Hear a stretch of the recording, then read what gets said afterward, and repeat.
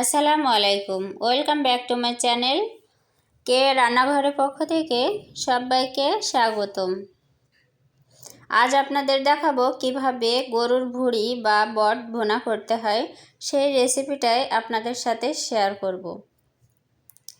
অনেকে অনেকভাবেই এই ভুঁড়ি রান্না করে খেয়েছেন, কিন্তু অনেকে আছেন ভুঁড়ি একটু উগ্র গন্ধের জন্য অনেকেই ভুঁড়ি খান না।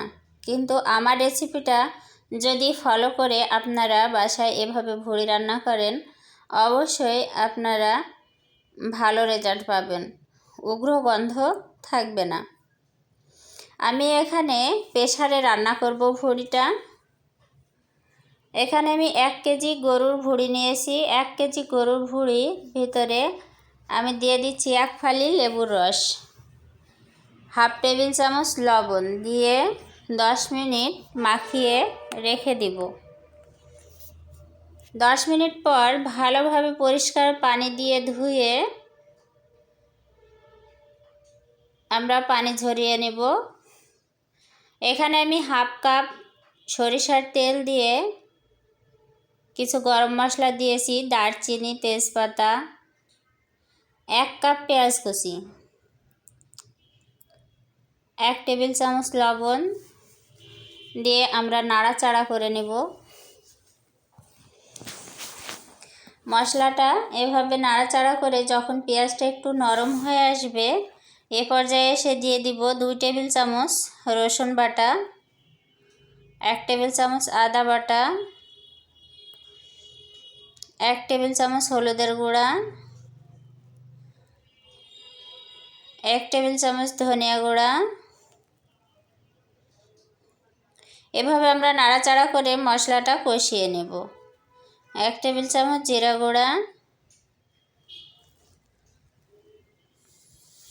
হাফ টিস্পুন এলাচের গুঁড়া দিয়ে এভাবে নাড়াচাড়া করে আমরা মশলা ভালোভাবে কষিয়ে নেব।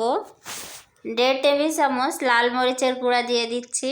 দিয়ে দেখুন নিচের দিকে একটু লাগা লাগা হয়ে গেছে। সামান্য একটু পানি দিয়ে কষিয়ে ভুঁড়িগুলা দিয়ে দিলাম। ভুঁড়ি কিন্তু কষানো ভালো না হলে রান্না খেতে ভালো লাগবে না, তাই অবশ্যই ভুঁড়িটা কষানো ভালোভাবে হতে হবে। তাই আমরা একটু ধৈর্য সহকারে ভুঁড়িটা ভালোভাবে কষিয়ে নেব। আমরা এভাবে নাড়াচাড়া করে ভালো করে ভুঁড়িটা কষিয়ে নেব। এ পর্যায়ে এসে দিয়ে দিচ্ছি পানি। এখানে আমি 5 থেকে 7টা সিটি তুলে নেব। দেখুন আমার রান্নাটা হয়ে গেছে। এখানে ভুঁড়িটা সিদ্ধ হয়ে গেছে। এ পর্যায়ে এসে আমি একটা পাতিলের ভিতরে দিয়ে দিব। দিয়ে আবারও কিছুক্ষণ রান্না করে নিব। এখানে আমি 2টা মোটা সাইজের আলু কিউব করে কেটে রেখেছিলাম, সেটা দিয়ে দিলাম। দিয়ে এটা আমরা আস্তে আস্তে জাল দিয়ে আবারও কষিয়ে নিব। এখানে 10 থেকে 12টা কাঁচামরিচ দিয়ে দিলাম। এভাবে নাড়াচাড়া করে আমরা রান্না করে নিব। নিচের দিক থেকে লাগা লাগা যখন হয়ে আসবে, তখন আমরা বুঝবো যে আমাদের রান্নাটা হয়ে গেছে।